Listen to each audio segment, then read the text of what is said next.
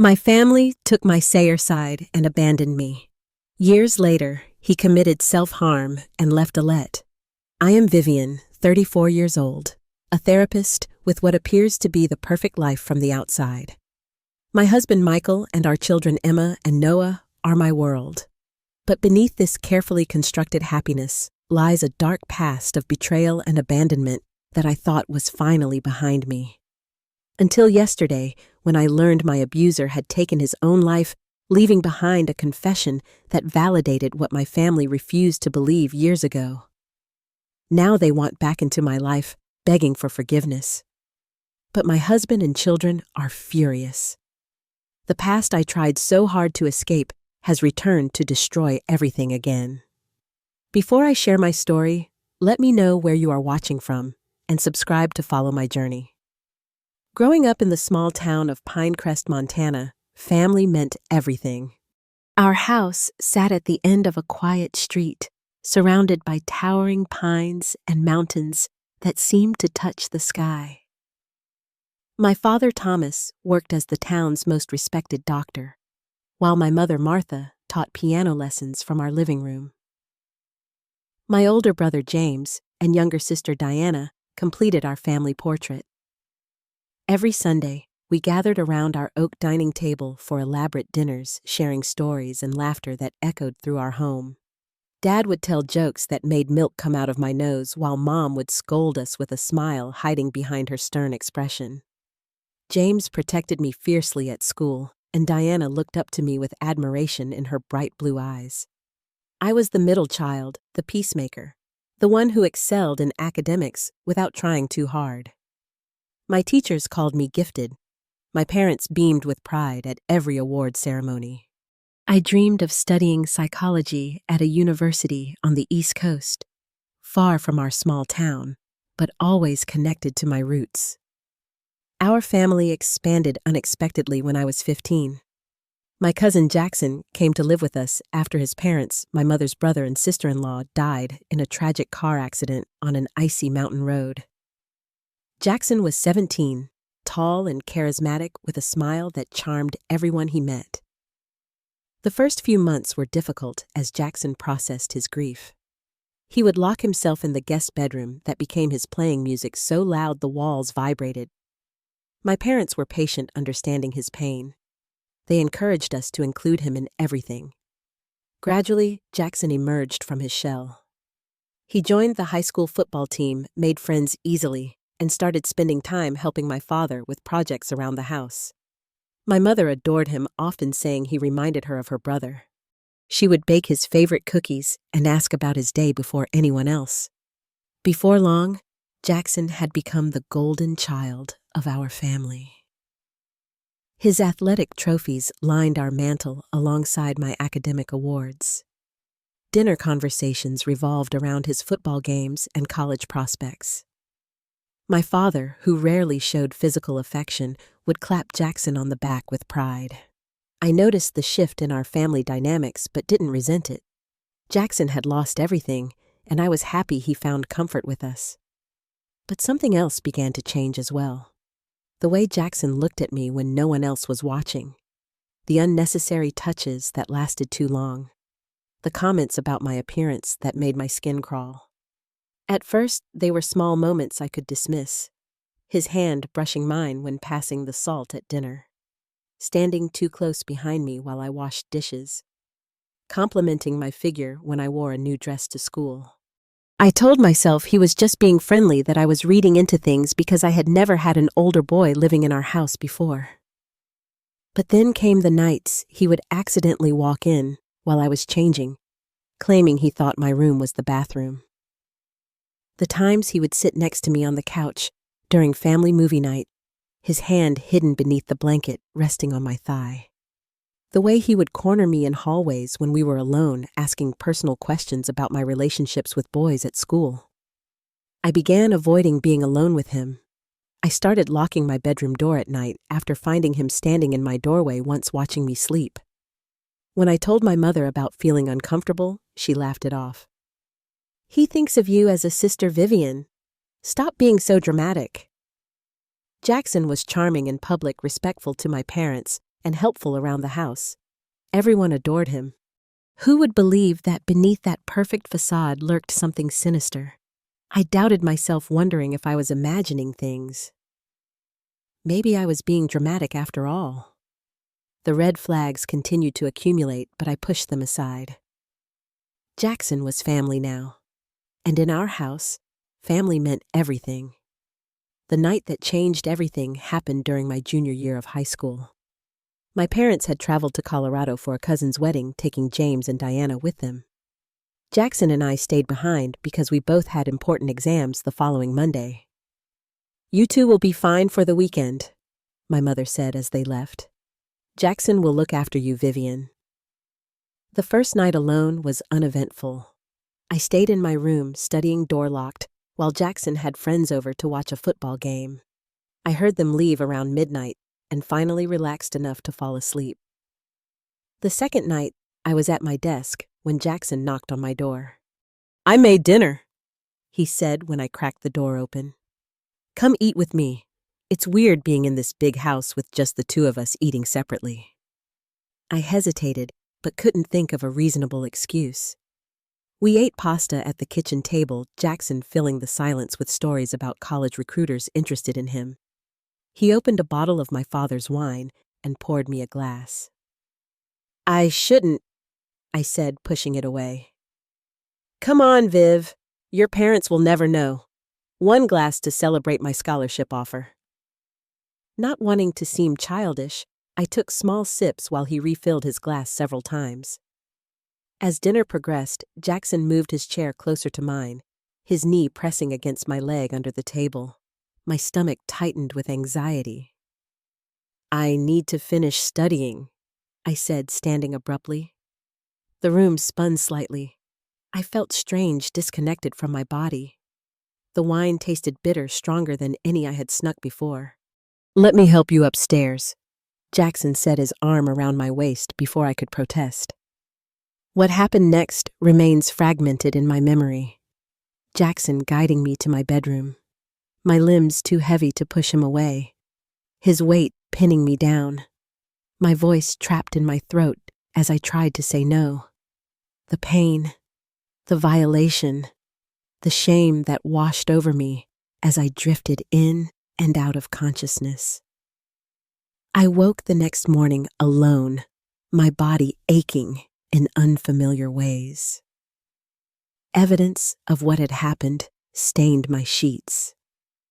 I showered until the hot water ran cold, scrubbing my skin raw tears, mixing with the water streaming down my face. When I heard my family return that afternoon, I gathered every ounce of courage I possessed and went downstairs to tell them what Jackson had done to me. My parents sat at the kitchen table while I stood before them, trembling, recounting the previous night through sobs. My mother's face hardened with each word. My father stared at his hands. When I finished speaking, the silence stretched between us like a vast, unbridgeable canyon. "Are you sure you remember correctly?" my mother finally asked. "You said you drank wine. Maybe you're confused about what happened." "I'm not confused," I insisted. "Jackson assaulted me. He put something in my drink. I couldn't move." My father cleared his throat. "These are very serious accusations, Vivian. We need to be absolutely certain before we say anything to Jackson." "I am certain," I said, my voice breaking. "Why would I lie about this?" My mother's expression softened into something worse than anger, pity, mixed with disbelief. "Sweetheart, I know you've always been jealous of the attention Jackson gets, but this isn't the way to handle those feelings." My world collapsed around me. My own mother thought I was lying out of jealousy. Before I could respond, the front door opened, and Jackson walked in, returning from his morning run. My body froze, terror coursing through my veins. "What's going on?" he asked, noticing the tension in the room. My father gestured for him to sit. "Vivian has made some concerning claims about last night." I couldn't look at Jackson as my father summarized my accusations. When he finished, Jackson's face registered shock, then hurt. "I would never do something like that," he said, his voice cracking with emotion. "We had dinner, yes. And yes, we had some wine. But afterward, I helped her to her room because she wasn't steady on her feet. That's all." He turned to me, eyes glistening with tears. "Vivian, I thought we were family. I can't believe you would say these things about me." "He's lying," I whispered, but my words seemed to evaporate in the air between us. Jackson ran his hands through his hair, the picture of distress. "I know this is awkward, but I have to say it. Vivian has been acting strange around me for months, following me around, finding excuses to be near me. I thought it was just a crush, and I've been trying to be nice about it. But this..." He shook his head. "This is too much." My mother reached for his hand. "I'm so sorry, Jackson. I had no idea." A family meeting was called that evening. James and Diana sat on the couch while my parents explained the situation. Jackson stayed in his room, claiming he was too upset to face everyone. "We need to handle this as a family," my father said. "Jackson has been through enough trauma in his life. We need to support both of them through this misunderstanding." "Misunderstanding?" I echoed in disbelief. My brother James, who had always protected me, wouldn't meet my eyes. "Maybe you misinterpreted what happened, Viv. Jackson isn't that kind of guy." Diana, only 13, looked confused and scared. "Why would Vivian make up something so awful?" My mother sighed. "She's not making it up intentionally. She believes it happened. But sometimes our minds can play tricks on us, especially when alcohol is involved." "I wasn't drunk," I insisted. "He put something in my drink." My father's response shattered whatever remained of my heart. "Jackson has a bright future ahead of him. A scholarship prospects. We can't destroy that based on a confused recollection." "What about my future?" I asked through tears. "You'll be fine," my mother said dismissively. "This will blow over if we all just move forward and forget about it." But I couldn't forget. And in the days that followed, I realized with growing horror that my family had made their choice. They believed Jackson. They chose to protect him. And in doing so, they abandoned me when I needed them most. The months following my family's betrayal were a special kind of hell. I continued to live under the same roof as my abuser, forced to see him every day, to sit across from him at dinner, to hear my family praise him while they treated me like a dangerous liar. My bedroom became my sanctuary and my prison. I installed a second lock that I paid for with babysitting money. I started leaving for school early and returning late, spending hours in the library until it closed. Anything to avoid being home. Jackson maintained his innocent facade in front of my family. But when we were alone, he would smirk at me, secure in the knowledge that no one would believe me if I reported another incident. Sometimes he would whisper as he passed me in the hallway, "Who would believe you over me?" My grades began to slip. I stopped raising my hand in class. Friends invited me out less frequently as I withdrew into myself. My dreams of studying psychology at an East Coast university seemed increasingly distant, a fantasy from someone else's life.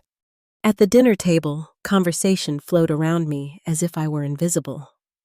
My father would ask Jackson about football practice. My mother would beam with pride when he mentioned college visits. James and Diana gradually stopped including me in their jokes and stories. I became a ghost in my own home, present but unseen. Sleep evaded me most nights. I would lie awake, staring at my ceiling, replaying the night of the assault and the devastating aftermath.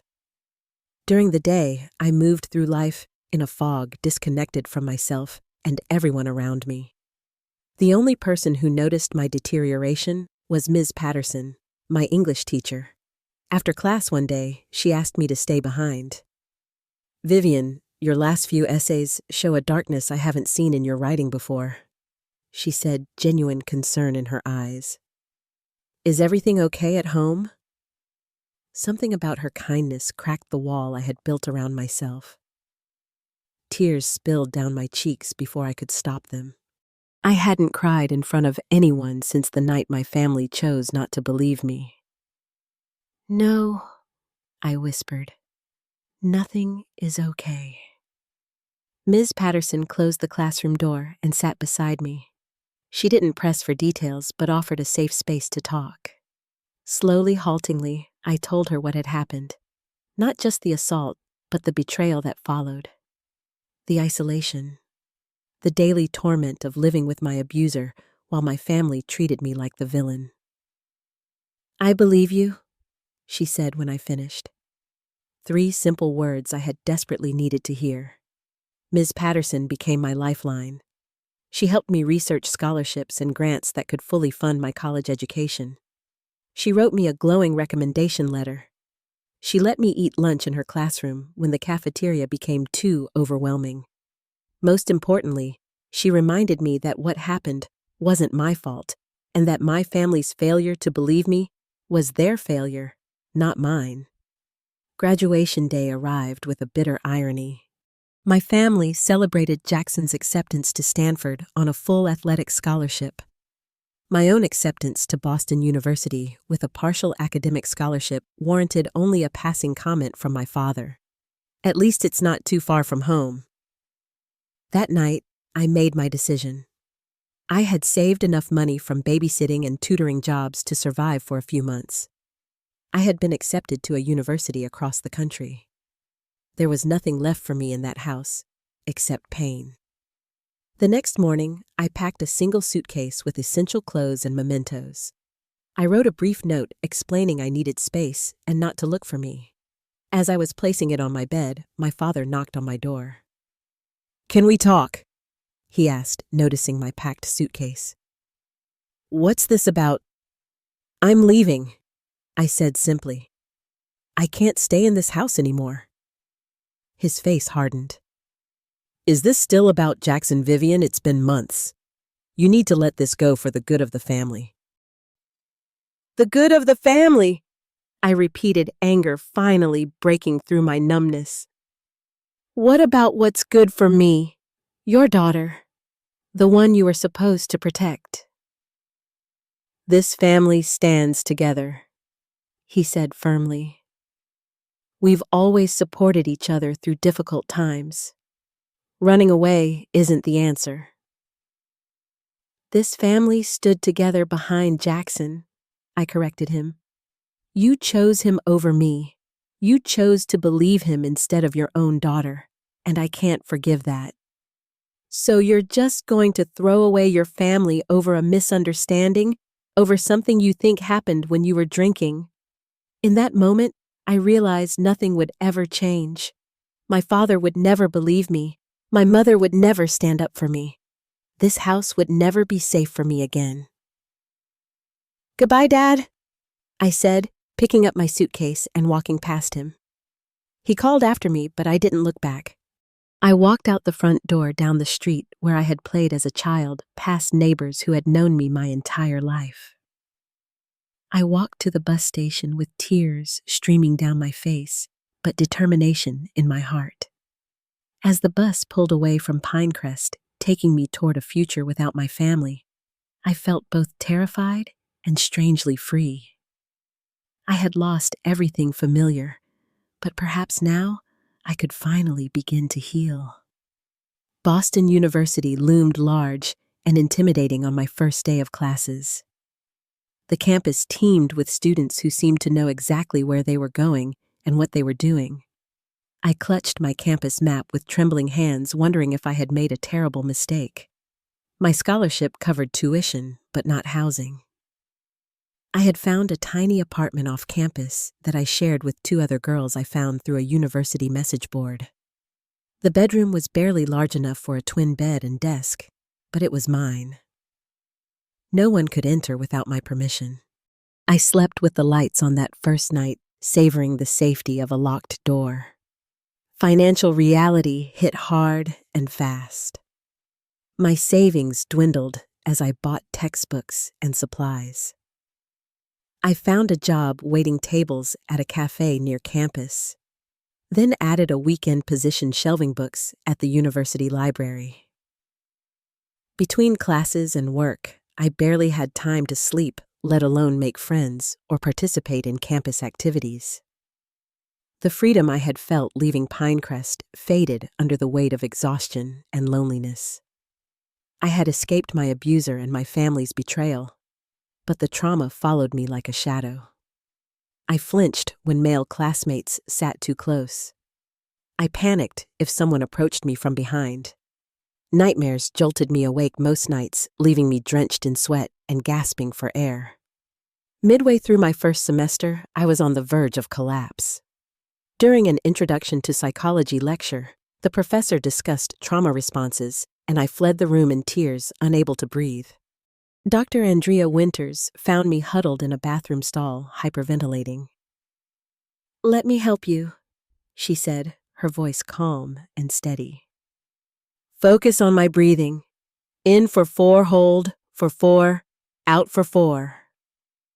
Dr. Winters walked me to the campus counseling center and waited until a therapist could see me.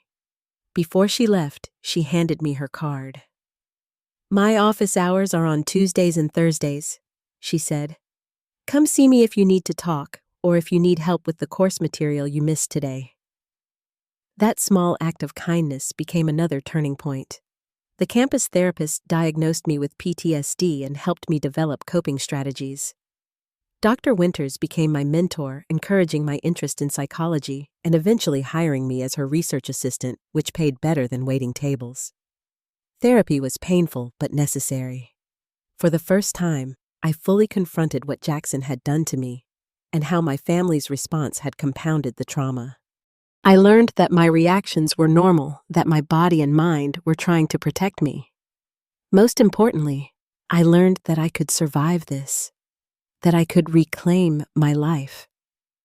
As I healed, I found purpose in my studies. Psychology was no longer just an academic interest, but a pathway to understanding my own experience and potentially helping others. I declared it as my major and threw myself into every course with renewed determination. By my junior year, I had a small circle of friends who knew fragments of my story. I had moved to a better apartment with just one roommate. I still worked part-time, but the crushing financial pressure had eased somewhat with scholarships and my research position. I met Michael during a graduate-level seminar that Dr. Winters allowed me to audit. He was completing his master's in clinical psychology, tall with kind eyes and a quiet confidence that put me at ease instead of triggering my anxiety. When he asked me to coffee after class to discuss the lecture, I surprised myself by saying yes. Our relationship developed slowly. Michael never pushed for physical intimacy, seeming to sense my boundaries without me having to explain. On our 5th date, I told him about my assault and my family's betrayal. I held my breath, waiting for disbelief or judgment. Instead, he reached across the table and gently placed his hand palm up, offering comfort without demanding touch. "I believe you," he said, "and I'm so sorry that happened to you." Those same words that had meant so much coming from Ms. Patterson meant even more from Michael. As we continued dating, he demonstrated his support through actions as well as words. He respected my triggers and boundaries. He celebrated my accomplishments without making them about him. He showed me what healthy love looked like. After graduation, I was accepted into Boston University's clinical psychology doctoral program, focusing on trauma recovery. Michael had started his own practice specializing in adolescent therapy. We moved in together, and for the first time since leaving Montana, I felt truly at home. We married 2 years later in a small ceremony with friends and colleagues. My family was not invited, and their absence was both a wound and a relief. Michael's parents welcomed me warmly, never questioning why my side of the church was nearly empty. Emma was born during my final year of doctoral studies, a tiny, perfect being who instantly became the center of our world. Holding her, I felt a fierce protectiveness, unlike anything I had experienced before. I vowed she would always feel safe, always be believed, always be protected. Noah followed 3 years later, completing our family. As our children grew, I established my own therapy practice, specializing in trauma survivors. My personal experience informed my professional approach, allowing me to connect with clients in a meaningful way. I published research articles on family responses to disclosure and their impact on recovery. I spoke at conferences about creating safe spaces for survivors. From the outside, my life appeared perfect. A loving husband, 2 beautiful children, a successful career helping others. But the absence of my family remained a persistent ache. Holiday cards went unsent. Birth announcements received no response. I had learned to live with this loss to build a life around it, but it never fully healed. When Emma was old enough to ask about grandparents, I struggled to explain why she only knew Michael's family. I told a simplified version of the truth that sometimes adults make mistakes that hurt each other so badly they can't be in each other's lives anymore. As she and Noah grew older, I shared more details, always age-appropriate, always emphasizing that what happened wasn't their fault and didn't diminish my love for them. For almost 15 years, I maintained this delicate balance of honoring my truth while protecting my children from the full weight of it. I built a life filled with love and purpose. I thought I had finally put the past behind me, until the phone call that shattered everything I had so carefully constructed. The call came on a Tuesday afternoon between client sessions, an unknown number with a Montana area code. I almost didn't answer, thinking it was a telemarketer. Something made me pick up. "Vivian." The voice was familiar, but changed older, hesitant. "It's Diana, your sister." My hand tightened around the phone. 15 years of silence, and now my sister was calling as if we had spoken yesterday. "How did you get this number?" I asked, my professional composure slipping. "That's not important right now," Diana said, her voice breaking. "There's something you need to know. It's about Jackson." My stomach dropped at the mention of his name. The office around me seemed to fade as memories rushed back. "I don't want to hear about Jackson," I said firmly. "He's dead, Vivian. He took his own life 3 days ago." The news hit me like a physical blow. I sat down heavily in my office chair, struggling to process my conflicting emotions. Relief, shock, confusion. A strange, unexpected grief, not for the man, but for the years stolen from me. "I'm sorry to hear that," I said, automatically falling back on therapeutic phrases when my personal vocabulary failed me. "There's more," Diana continued. "He left a letter and a video. He confessed, Vivian. He admitted to everything you said he did. He's been living with the guilt all these years." The room seemed to tilt around me.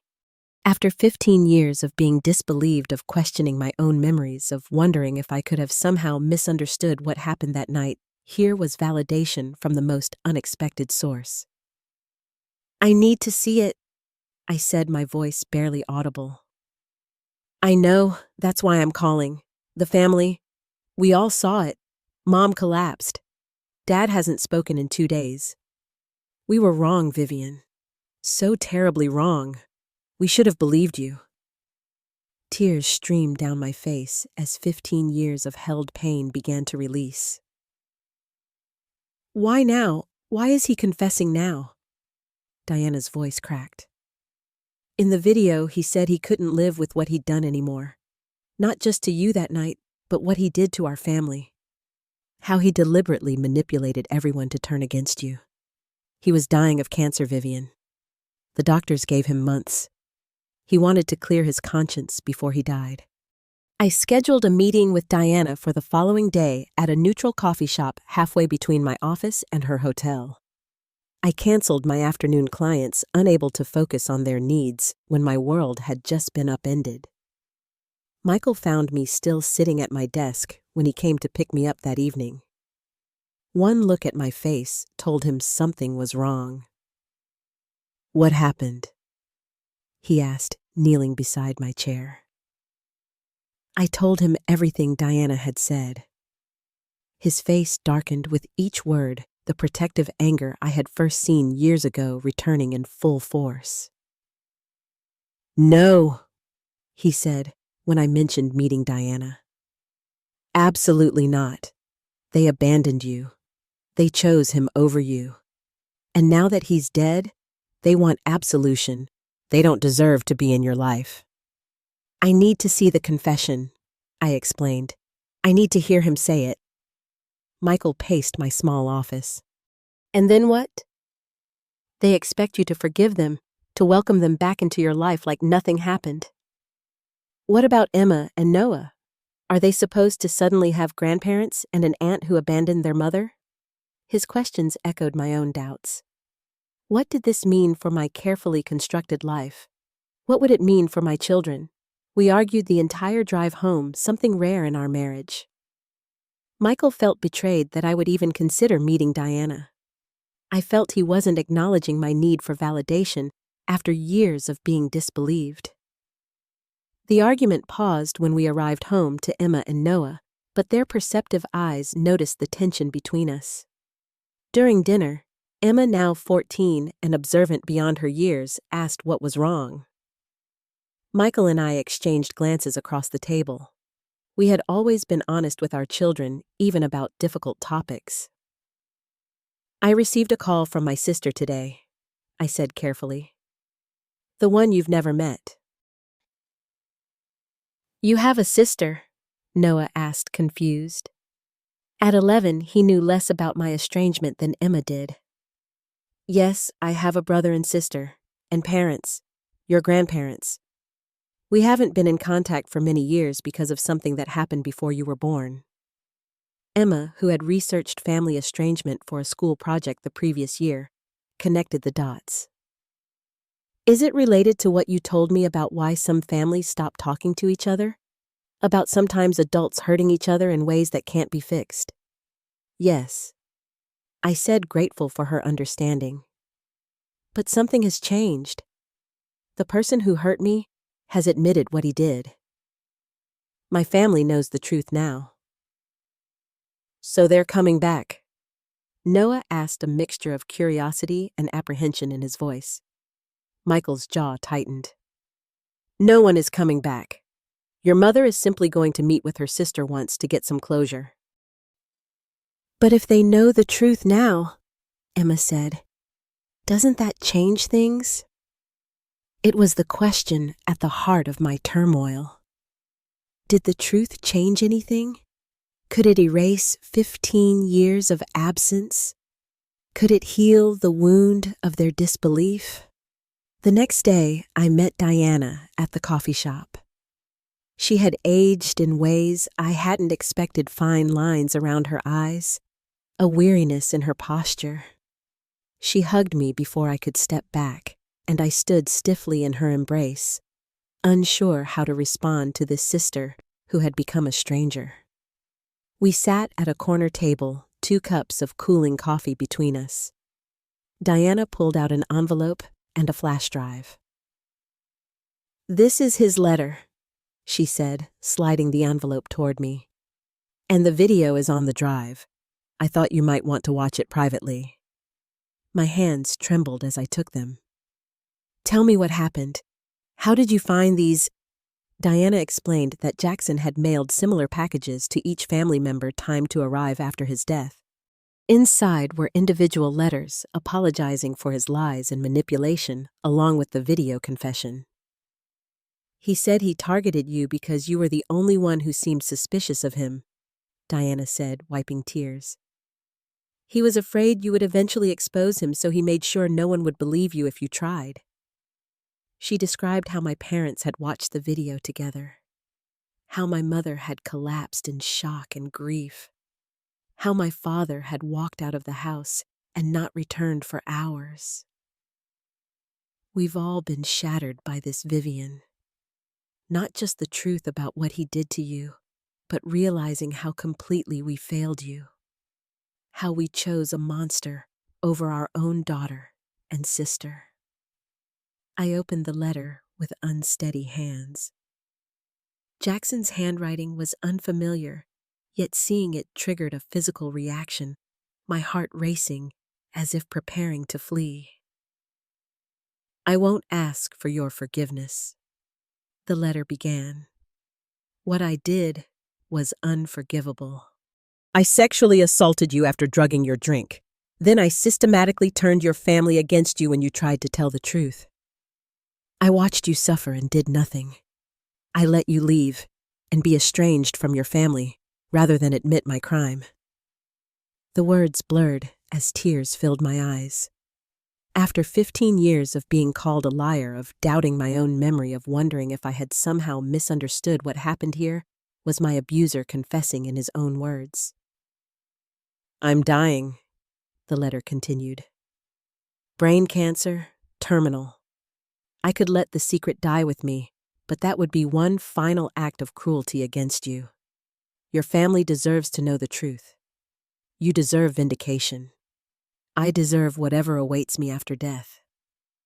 I folded the letter, unable to read more. I need time, I told Diana. I need to process this. Diana nodded, tears streaming down her face. Mom and Dad want to see you. They want to apologize in person. We all do. We know it might not be enough, but we want the chance to try and make amends. I thought of Michael's anger, of my children's confusion, of the life I had built without my family of origin. I don't know if that's possible, I said honestly. I have my own family now, a husband who has been by my side through everything, children who don't even know you exist as more than abstract concepts. This isn't just about me anymore. Please, Diana begged. Just think about it. We've missed so much of your life. We want to know who you've become. I left the coffee shop with the letter and flash drive heavy in my bag. That night, after the children were asleep, I showed Michael the letter. His face remained stoic as he read it. So he admits it, Michael said flatly. That doesn't change what they did to you. No, I agreed. It doesn't, but it changes how I understand what happened.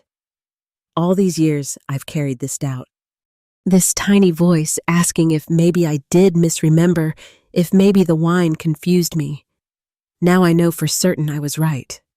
That matters to me. And your family? Are you going to let them back into your life now? It was the question I had been wrestling with since Diana's call. I don't know. They want to meet, to apologize. Michael set the letter down carefully, as if it might bite. They had 15 years to reach out, Vivian. 15 years when they could have questioned Jackson's story, looked for inconsistencies, or simply supported their daughter regardless. They didn't. Now that he's dead, and they have no choice but to face what they did, they want forgiveness. His words echoed my own doubts. Was I considering reconnection because I genuinely wanted my family back? Or because part of me still craved the validation I had been denied for so long? The next day, my mother called. Then my father. Their voices on my voicemail sounded broken, pleading.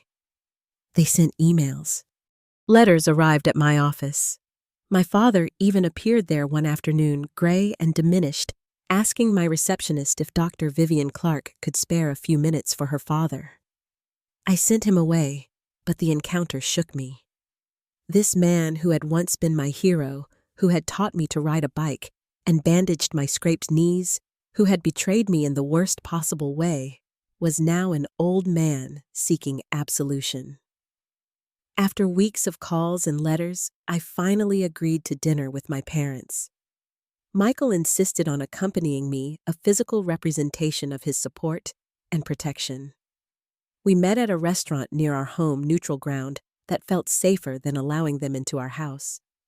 My parents had aged dramatically. My mother's hair had turned completely white, her face lined with grief and regret. My father, once tall and commanding, seemed smaller, hunched with the weight of his failure. They tried to hug me, but I stepped back, extending my hand instead. Michael stood slightly behind me, his presence solid and reassuring. Dinner was awkward and tense. My parents asked careful questions about my life, my career, my children. They showed me photos of James's children, nieces and nephews I had never met. They apologized repeatedly, tears flowing freely. "We failed you," my father said, his voice breaking. "I failed you as a father. It was my job to protect you, and instead, I protected your abuser. I will regret that until the day I die." My mother reached across the table, stopping short of touching my hand when she saw me flinch. "We understand if you can't forgive us. We just want a chance to know you again, to be part of your life in whatever way you'll allow." Michael remained silent but watchful throughout the meal. When my parents asked to meet their grandchildren, his jaw tightened visibly. "That's not going to happen right away," I told them firmly. "If we're going to have any relationship moving forward, it will be on my terms. I need time. My children need to be prepared, and Michael's concerns need to be respected." We left the restaurant with tentative plans to speak again in a few weeks. In the car, Michael finally expressed what he had held back during dinner. "They're acting like they deserve access to our life, to our children," he said, anger evident in his voice. "Like their apologies should wipe away what they did to you." "They're trying to make amends," I said, though part of me agreed with him. "At what cost? Our peace, our children's security, the life we've built without them." His questions highlighted the growing tension in our home. As I cautiously reconnected with my family of origin, Michael became increasingly protective of our nuclear family. Emma researched sexual assault statistics and family estrangement, developing a deep resentment toward the grandparents she had yet to meet.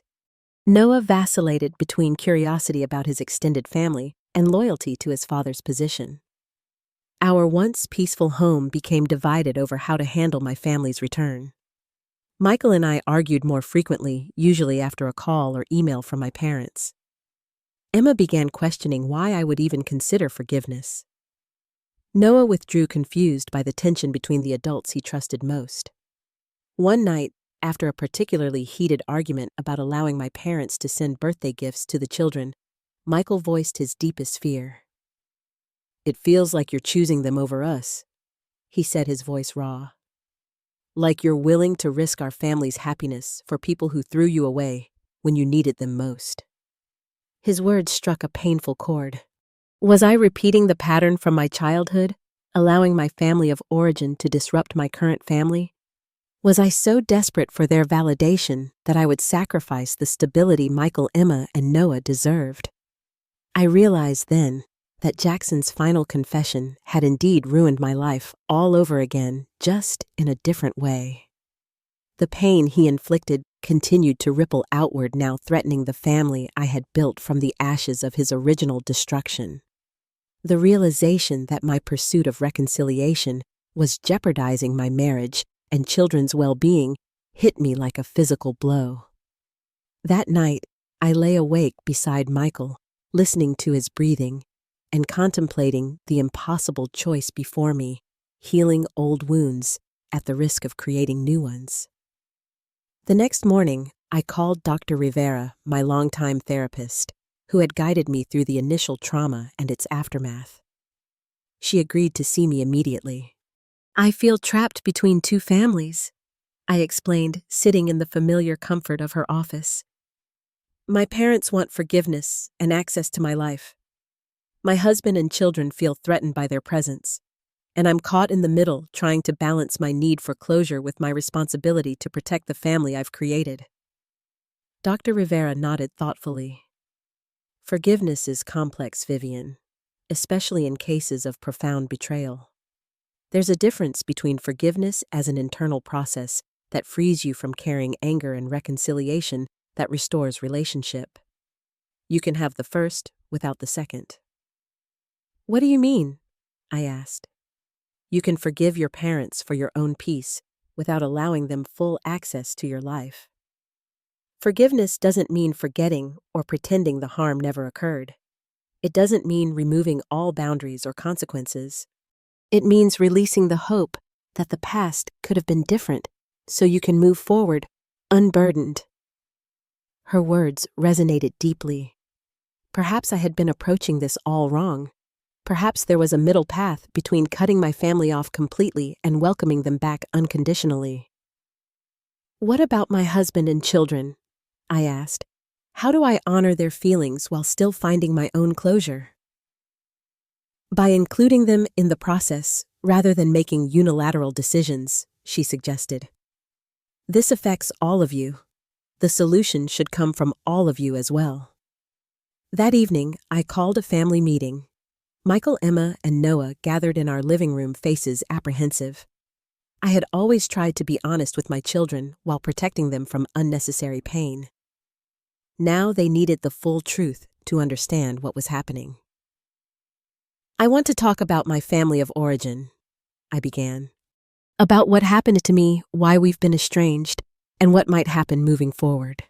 I explained in age-appropriate but honest terms about Jackson's assault and my family's betrayal.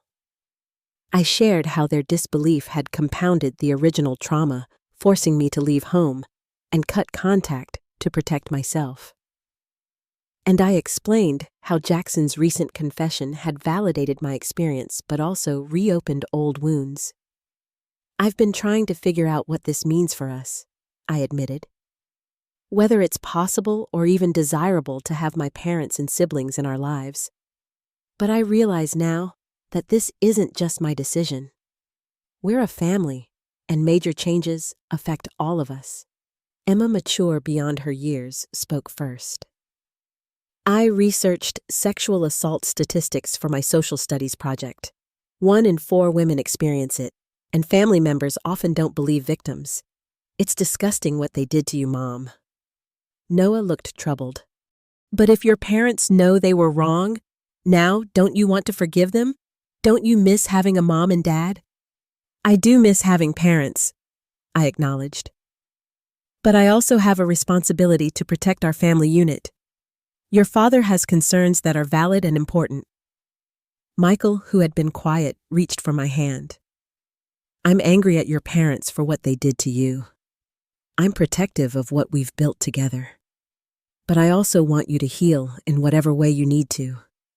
I just don't want that healing to come at the cost of our family's well-being. His honesty opened a door. For the first time, we discussed what limited reconciliation might look like. What boundaries would need to be in place? What steps my parents would need to take to earn incremental trust? The next day, I met with my parents at a neutral location, a park, where we could walk and talk privately. I laid out clear terms for moving forward. I'm willing to have a relationship with you, I told them, but it will be limited and structured. You will not have unsupervised access to my children. You will respect my husband's protective stance. You will understand that trust, if it can be rebuilt at all, will take years. My father, tears in his eyes, nodded. We'll accept any terms, Vivian. We just want a chance. I also need you to understand something fundamental, I continued. I'm not the same person you knew. The daughter you remember is gone. She died the night you chose not to believe her. The woman standing before you built herself from nothing after being abandoned by those who should have protected her. I don't need parents anymore. I've learned to parent myself. My mother flinched at my words, but didn't argue. Who are you now? she asked softly. Who did you become? It was perhaps the first genuine question she had asked me in years. Not about forgiveness or grandchildren or resuming a relationship, but about who I was as a person. I'm a survivor, I said, a therapist who specializes in trauma recovery, a researcher studying family responses to disclosure, a speaker who educates parents on supporting children through crisis. I'm a wife to a man who has never doubted my truth, a mother who ensures her children always feel heard and believed. Something shifted in my father's expression. Pride, perhaps, or recognition of the strength it took to build such a life from the ashes he had helped create. I want to make amends, he said, not just with words but with actions. Tell me how.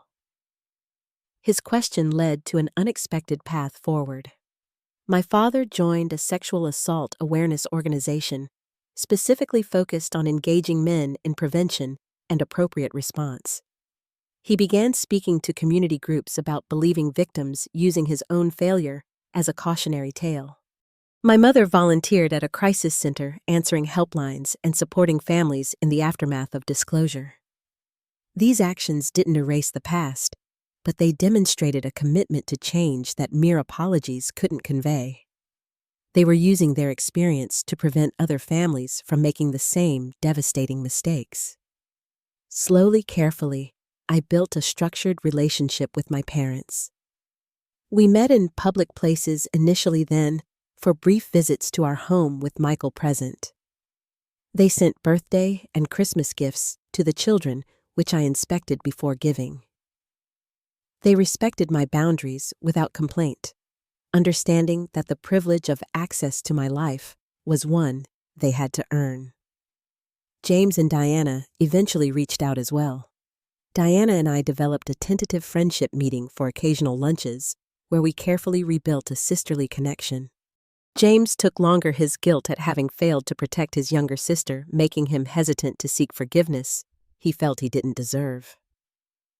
Michael remained cautious but supportive, watching carefully for any signs that the reconnection was causing more harm than good.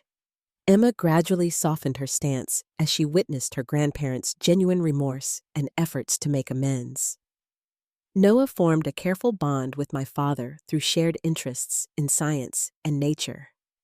Throughout this delicate process of partial reconciliation, I maintained firm boundaries. This wasn't the idealized family reunion my parents might have hoped for, but a careful reconstruction that prioritized my healing and my nuclear family's well-being. In my therapy practice, I began a support group for families navigating similar complex reconciliations after estrangement. I used my professional training and personal experience to create a space where both survivors and family members could work through their feelings safely. Some families found paths to limited reconnection. Others confirmed that complete separation remained necessary for their well-being. All were valid outcomes.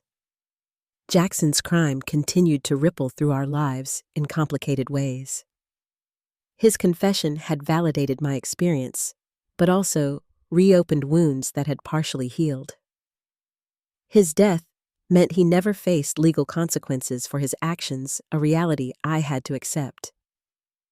The video he left behind provided closure of a sort, but also raised questions that could never be answered. I came to understand that forgiveness isn't a single decision, but a complex, ongoing process. Some days, I felt compassion for my parents, who had been manipulated by a skilled predator. Other days, the anger resurged fresh and raw. Both reactions were valid parts of healing. What remained constant was my commitment to protecting the family I had created. Michael, Emma, and Noah were my priority, their well-being non-negotiable. Any relationship with my family of origin existed within boundaries designed to safeguard what I had built from the ground up after losing everything. One evening, as Michael and I watched our children playing in the backyard, he asked, "Are you finding peace in all of this?" I considered his question carefully. Not peace exactly, but resolution, understanding. I've accepted that what happened will always be part of my story, but it doesn't define my future anymore. He squeezed my hand. I'm proud of you for setting boundaries, for showing our children what healthy forgiveness looks like. Healthy forgiveness, I repeated. Yes, that's what I want them to understand, that forgiveness doesn't mean erasing consequences or pretending harm never occurred. It means releasing the past's power to control your present. It means reclaiming your story on your own terms. As I look back on this journey from betrayal to partial reconciliation, I realize that true healing isn't about erasing scars, but about carrying them with dignity. The wounds inflicted by Jackson and deepened by my family's betrayal will always be part of me, but they no longer dictate my choices or limit my capacity for joy. I've learned that family is both the people who share your blood and the people who share your values. Sometimes these circles overlap. Sometimes they don't. What matters is creating spaces where truth is honored, boundaries are respected, and healing is possible. If you've experienced betrayal by those meant to protect you, know that your story isn't over. You can build something beautiful from the broken pieces. You can find people who believe you without question. You can create a family defined by trust rather than obligation. Thank you for listening to my story. If it resonated with you, please like this video and subscribe to hear more stories of survival and healing. Share in the comments how you've navigated complex family relationships or betrayals in your own life. Have you found forgiveness possible, or have you needed to maintain distance for your well-being? Your experiences matter, and your voice deserves to be heard. Remember that wherever you are in your healing journey is valid, and you are not alone.